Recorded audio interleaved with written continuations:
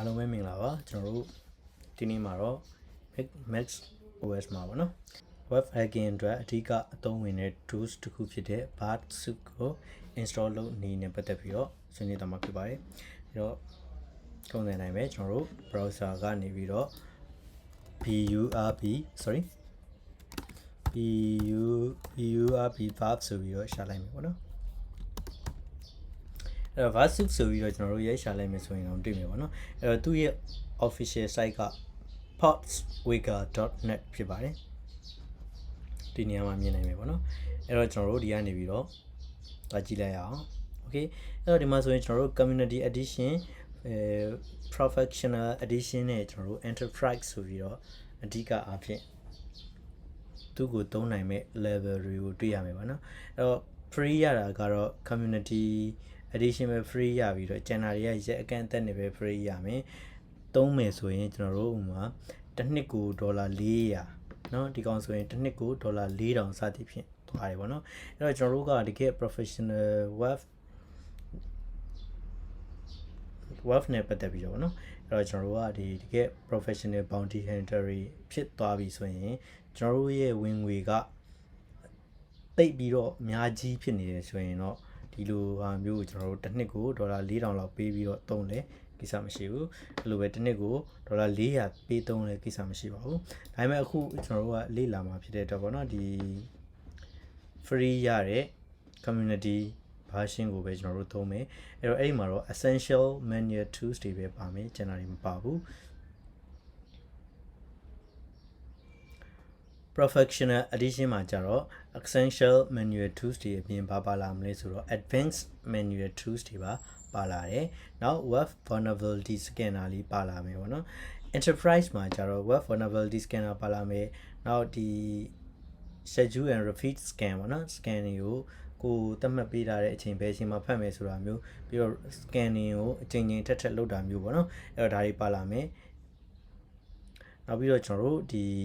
scalability မှာလည်း unlimited ရမယ်ပြီးတော့ CI integration ရလာမယ်ပေါ့နော်အဲ့တော့ဒီ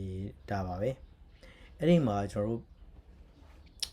เนาะဒီ enterprise level enterprise မှာတော့ကျွန်တော်တို့ essential manual tools တွေ advanced manual tools တွေမပါတော့ဘူးပေါ့နော်အဲ့တော့ထားလိုက်ပါတော့ကျွန်တော်တို့အခုသွားမှာက community edition ပဲသွားမှာဖြစ်တဲ့အတွက် community ပေါ့နော်ဒီ community edition free download ကိုပဲယူရမှာပါအဲ့တော့ latest version ကိုကျွန်တော်တို့ download ဆွဲပါမယ် okay အဲ့တော့ဒီမှာတော့သူက auto detect လုပ်ပြီးတယ်ဗောနော်ကျွန်တော်တို့ရဲ့ operating system ကို detect လုပ်ပြီးတယ်တကယ်လို့ကျွန်တော်တို့ operating system ကဒီနေရာမှာမှန်မနေခဲ့ဘူးဆိုရင်ဒီမှာဗောနော် Linux installer Windows installer စသည်ဖြင့်ရွေးချယ်နိုင်ပါတယ် okay အခုကတော့ကျွန်တော်တို့ MacOS အတွက်ရပြီဗောနော် download ဆွဲလိုက်မယ်အဲ့တော့ထုံးစံတိုင်းပဲကျွန်တော်တို့ Burp နော်ဒီအခုလက်ရှိ version အတွက်ဗောနော်ဆွဲရမယ့် file size က209 MB ရှိတယ်အဲ့တော့သူ့ရဲ့ version ပေါ်မှာမူတည်ပြီးတော့နောက်ထပ်ဒီထက်ပိုပြီးတော့နေတာလည်းရှိမယ်เนาะနောက်ပြီးတော့ကျွန်တော်တို့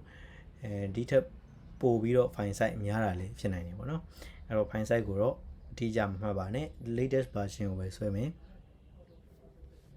okay အဲ့တော့ download ဆွဲနေရင်းနဲ့ပေါ့နော်ကျွန်တော်တို့ဒီ Podswigger ထဲမှာ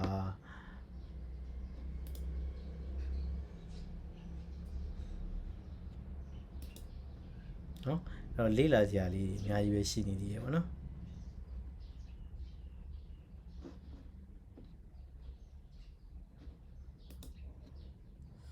အဲ့တော့ဒါတွေကိုလည်းကျွန်တော်တို့သွားပြီးတော့လေးလာလို့ရတယ်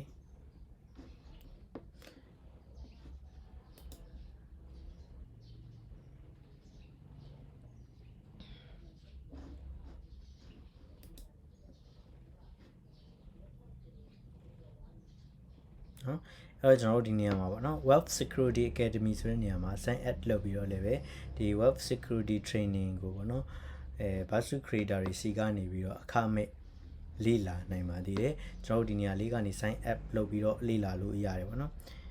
နောက်ပြီးတော့ကျွန်တော်တို့ဒီမှာကြည့်မယ်ဆိုရင်အဲ့တော့ learning materials နဲ့ lab တွေကိုပေးသုံးထားတာတွေ့ရမယ်အဲ့တော့ဒါတွေကိုလည်းပဲကျွန်တော်တို့နမူနာလေ့လာနိုင်ဥပမာဆိုပါစို့နော်ဒီကောင်ဆိုတော့ကျွန်တော်တို့ဒီကနေဖွင့်ကြည့်မယ်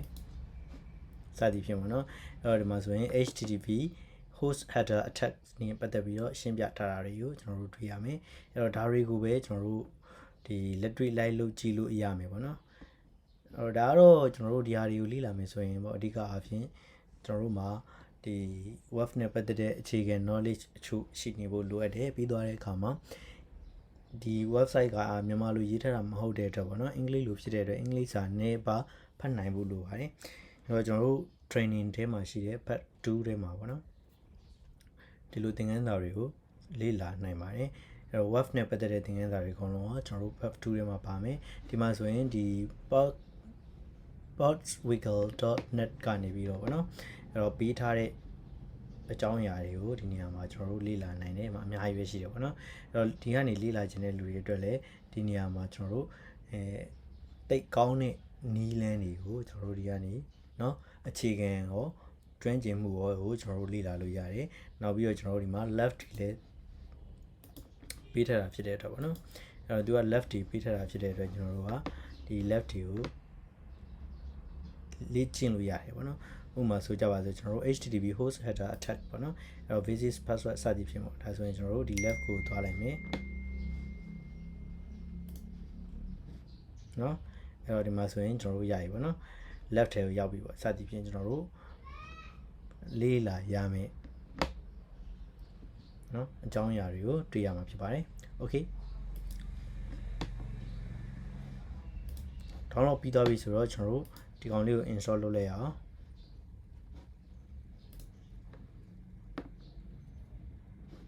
အဲ့တော့ဒါလေးကိုကျွန်တော်တို့ double click နှိပ်ပေးလိုက်ခြင်းအပြင်ပေါ့နော်ရပြီဖွင့်လို့ okay အဲ့တော့ဒီနေရာမှာ notification ပြောတယ်ပေါ့နော်ဒါပေမဲ့ကျွန်တော်တို့က notification ဆိုရင်တော့များသောအားဖြင့် block ထားလိုက်တယ်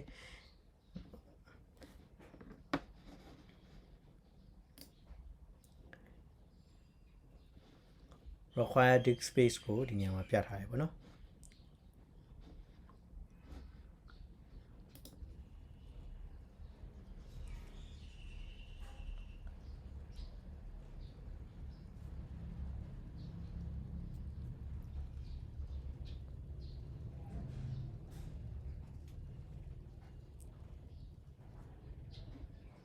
ဒါဆိုရင်တော့ကျွန်တော်တို့